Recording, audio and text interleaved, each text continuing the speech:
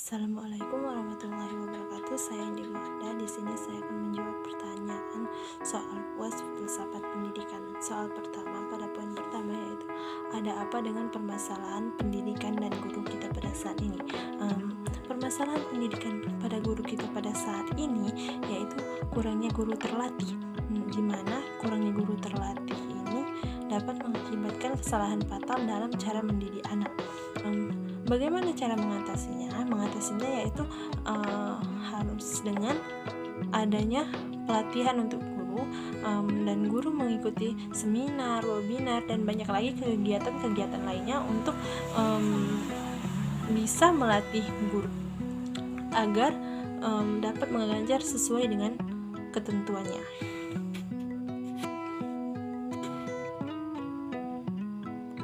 Soal selanjutnya yaitu ada apa dengan peserta didik kita pada saat ini dan bagaimana cara mengatasinya, solusinya. Permasalahan yang terdapat pada peserta didik kita pada saat ini itu terutama pada tingkat SMP, yaitu sedang dalam fase puber, di mana mereka itu sedang dalam fase ingin bebas, tidak mau diatur dan tidak mau mengikuti aturan di sekitarnya. Mereka ingin berbuat sesuka mereka, di mana salah satu perbuatan sesuka mereka yaitu mereka mengikuti kegiatan yang tidak bermanfaat, atau bisa disebut dengan kenakalan remaja pada saat ini.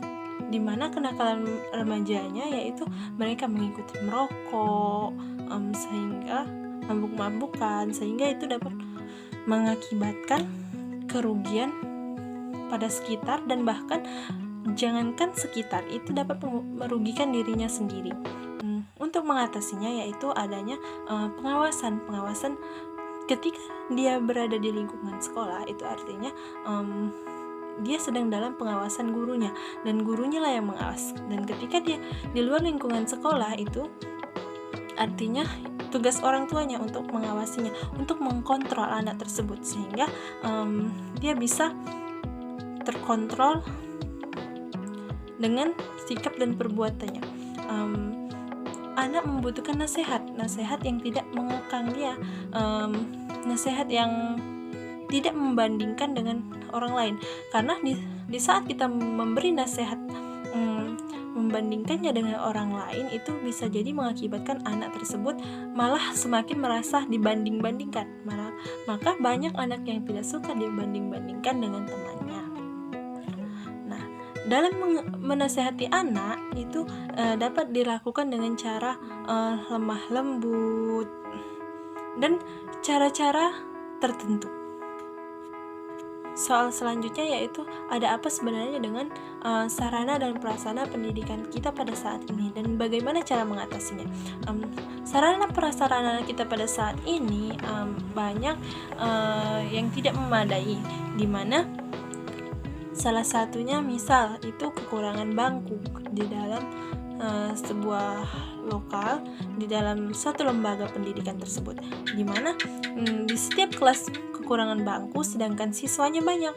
Nah, di situ sarana prasarananya kurang. Solusinya yaitu itulah tadi perannya pemerintah dalam suatu pendidikan. Pemerintah harus memperhatikan suatu pentingnya pendidikan. Pemerintah juga bertanggung jawab atas pendidikan di tempat yang mereka pimpin. Kita juga tidak boleh hanya berpatok pada perhatian pemerintah untuk memberikan sarana dan prasarana yang cukup. Kita juga bisa melakukan pembelajaran tidak hanya di dalam suatu kelas. Kita juga bisa melakukan pembelajaran tanpa bangku. Kita juga bisa melakukan pembelajaran seperti duduk lesehan, keluar lingkungan sekolah seperti di taman, dan banyak lagi cara lainnya. Kita tidak boleh hanya mengandalkan, berpegang kepada perhatian pemerintah tadi. Soal selanjutnya yaitu ada apa dengan kurikulum kita pada saat ini? Mengapa selalu berubah-ubah? Dan jelaskan. kurikulum kita pada saat ini, dapat kita ketahui bahwa kurikulum itu pedoman ajaran suatu pendidikan, di mana pedoman ini dapat berubah-ubah setiap saat. Mengapa demikian? Karena berubah-ubahnya ini diakibatkan karena salah satunya yaitu perkembangan zaman, di mana perkembangan zaman ini dapat mengakibatkan perubahan pada kurikulum. Ketika kita tidak mengikuti perubahan kurikulum, maka siaplah kita bahwa kita tidak mengikuti perkembangan zaman.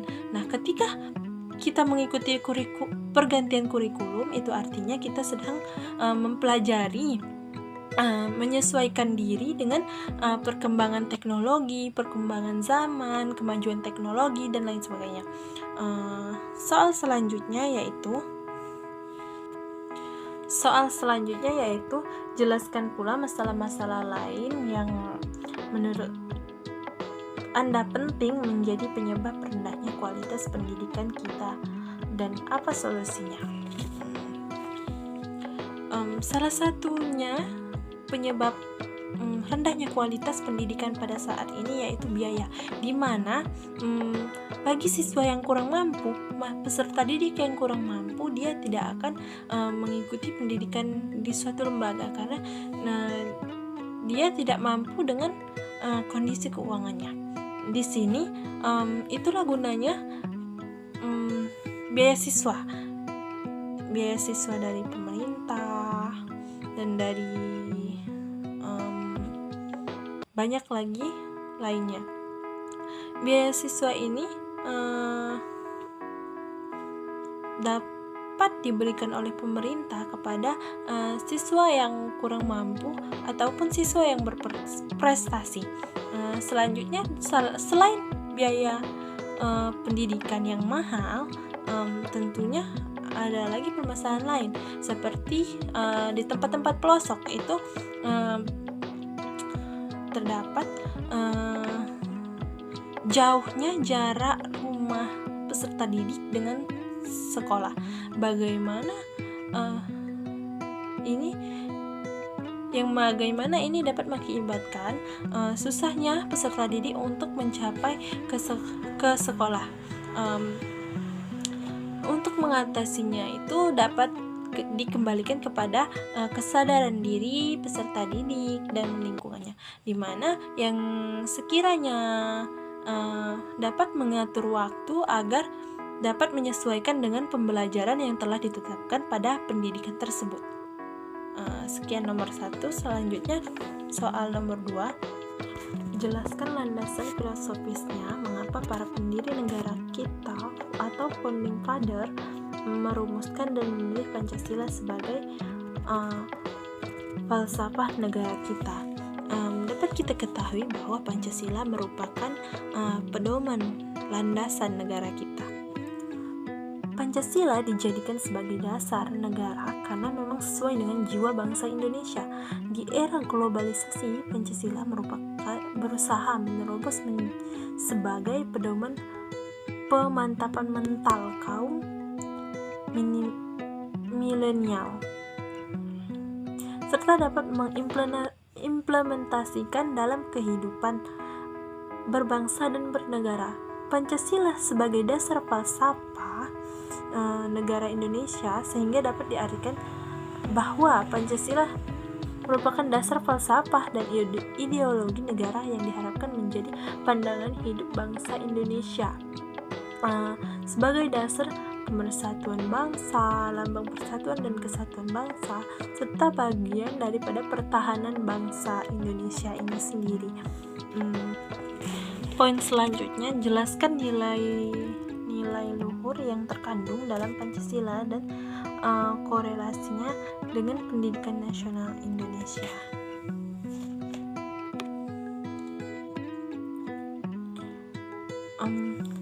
Nilai luhur yang terkandung dalam Pancasila bagi bangsa Indonesia adalah nilai kebersamaan dalam perumusan dasar negara Indonesia sudah terlihat sejak persiapan masa kemerdekaan. Dan untuk Pancasila mengapa berhubungan dengan pendidikan nasional Indonesia? Karena dapat kita ketahui bahwa Pancasila sebagai landasan pendidikan juga dapat kita pahami bahwa ketuhanan yang Maha Esa di situ mengajarkan bahwasanya kita itu memiliki satu Tuhan. Tuhan itu satu, tiada duanya. Pada sila keempat juga mengajarkan bahwasanya Indonesia itu penting adanya musyawarah. Dalam menyelesaikan permasalahan tentunya ada kebersamaan dalam bermusyawarah. Keadilan sosial bagi seluruh rakyat Indonesia. Di situ mengajarkan bahwa perlunya ditegakkan keadilan tanpa harus memandang perbedaan suku, ras, agama, dan lain sebagainya. Poin selanjutnya, bagaimana mengimplementasikan nilai-nilai Pancasila pada pendidikan di Indonesia. Untuk mengimplementasikan Pancasila dalam pendidikan, yaitu kita dapat melakukan yang namanya sesuai dengan Pancasila kita. Guru harus mendidik siswanya tanpa harus memandang suku, ras, agama, bangsa, dan lain sebagainya. Ketika menjadi seorang guru yang berlandaskan bagaimana menerapkan Pancasila dalam suatu pendidikan, yaitu adanya yaitu dapat melakukan dapat menghargai sesama, tidak membeda-bedakan,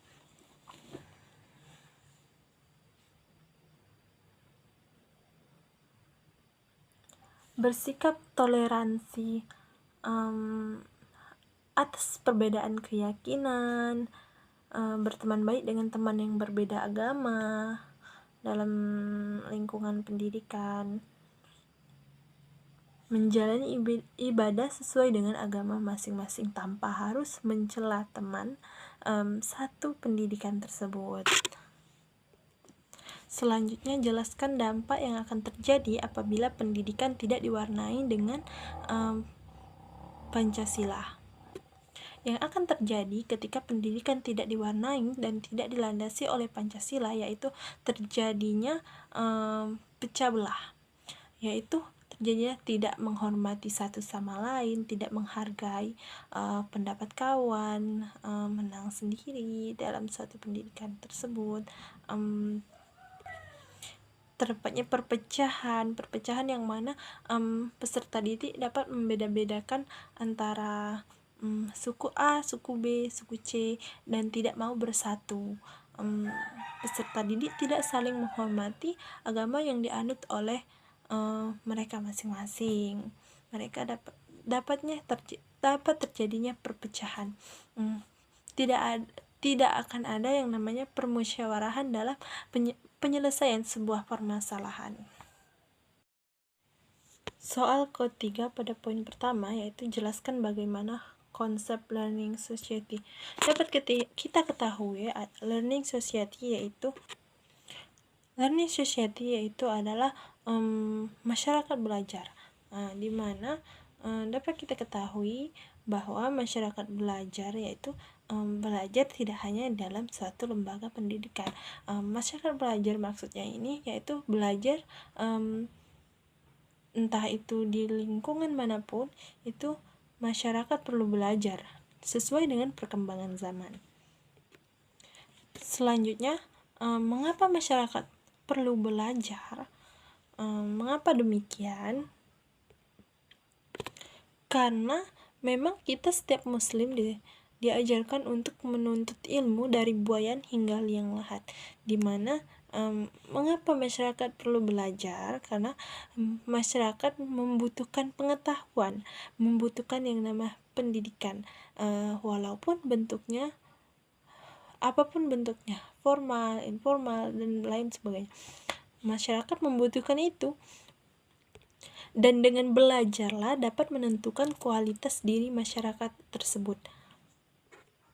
Selain menentukan kualitas dirinya, masyarakat juga dapat meningkatkan kualitas hidupnya jadi lebih baik dengan pengetahuan. Karena sejatinya memang masyarakat itu membutuhkan yang namanya pengetahuan sesuai dengan perkembangan zaman. Setiap perkembangan zaman itu artinya masyarakat perlu mengikuti arus dan berjalannya zaman, sehingga segala sesuatu itu perlu dipelajari oleh masyarakat, tidak hanya didapatkan di bangku pendidikan, karena tidak semua orang itu dapat mencicipi yang namanya bangku pendidikan. Kalaupun ada, itu semisal bagi yang tidak mampu itu tidak mencapai pendidikan yang sesuai dengan yang didapatkan oleh orang yang mampu, karena orang yang mampu menyelesaikan pendidikan sehingga pendidikan yang lebih tinggi, perguruan tinggi, sedangkan yang tidak mampu itu hanya dapat hanya dapat menyelesaikan pendidikan SD. Nah, disitulah masyarakat membutuhkan pendidikan yang di lingkungan sekitarnya. Jadi pendidikan itu membentuk pribadinya masyarakat, membentuknya pribadi manusia itu sendiri, yang tidak hanya didapatkan di bangku sekolah, melainkan di lingkungan masyarakat pun perlu mereka dapati. Soal poin selanjutnya, jelaskan bagaimana strategi efektif untuk membudayakan learning society. Apa yang sudah Anda lakukan dan apa yang belum Anda lakukan? Untuk membudidayakan learning society, kita dapat memberikan contoh yang terbaik kepada masyarakat sekitar. Kita tentunya untuk memberikan contoh yang terbaik, kita juga memerlukan pendidikan. Ketika kita yang bisa menyelesaikan bangku pendidikan sekolah, yaitu kita harus berpendidikan dulu, baru bisa kita menyontohkan kepada masyarakat. Yang sudah saya lakukannya itu, saya sudah yang harus kita lakukan itu belajar. Dengan belajar, kita pun bisa memberikan contoh terbaik kepada masyarakat. Dengan kita berpendidikan pun kita bisa memberikan contoh terbaik kepada masyarakat. Kita bisa merendah, namun kita tetap berbaur. Walaupun kita pendidikannya berbeda dengan masyarakat, kita tetap berbaur dengan masyarakat. Kita tidak membedakan pendidikan kita sebagai pergaulan kita. Kita dapat bergaul dengan masyarakat dengan bebas, dengan mencontohkan hal-hal yang benar, hal-hal yang positif kepada masyarakat, seperti membersihkan lingkungan. Nah, membersihkan lingkungan itu membentuk pribadi manusia itu sebagai manusia yang bersih. Yang dapat kita lakukan dalam masyarakat tersebut, salah satunya yaitu gotong royong. Nah, dengan gotong royong ini kita dapat yang namanya berbaur dengan masyarakat, dan kita juga dapat membentuk pribadi masyarakat, mencontohkan kepada masyarakat tentang bagaimana kebersihan. Pendidikan itu tadi, makanya pendidikan tidak hanya didapatkan di bangku sekolah. Dengan kita berbaur dengan masyarakat pun kita bisa saling tukar pikiran, saling membentuk yang namanya pendidikan, entah itu dalam bentuk membersihkan lingkungan, entah itu dalam bentuk adab, cara bergaul dengan masyarakat, dan lain sebagainya. Soal selanjutnya, pada poin selanjutnya, jelaskan konsep pendidikan kultural, apa manfaatnya dan apa pula dampak negatifnya bila pendidikan multikultural ini tidak dipahami dengan baik oleh bangsa Indonesia.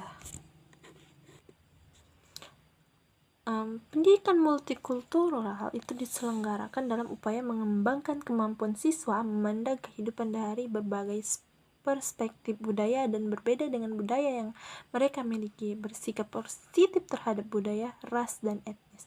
Manfaat pendidikan multikultural ini yaitu pendidikan terlatih untuk menyikapi berbagai keragaman di lingkungan sekitar. Peserta didik termotivasi untuk menjadi agen perubahan sosial, membentuk perubahan, mengawali perubahan sosial tersebut, yang nantinya bisa menghapus tindakan rasial maupun etnosentrisme. Dampak dari tidak memahami multikultural ini yaitu rentan terjadinya konflik sosial, yang mana perbedaan pendapat, munculnya sikap etnosentrisme, yaitu sikap menganggap budaya lebih unggul daripada yang lainnya. Selanjutnya munculnya sikap primordialisme, yaitu pandangan teguh terhadap budaya yang dibawanya sejak lahir. Demikianlah video ini saya buat, lebih kurang mohon maaf. Saya akhiri, wassalamualaikum warahmatullahi wabarakatuh.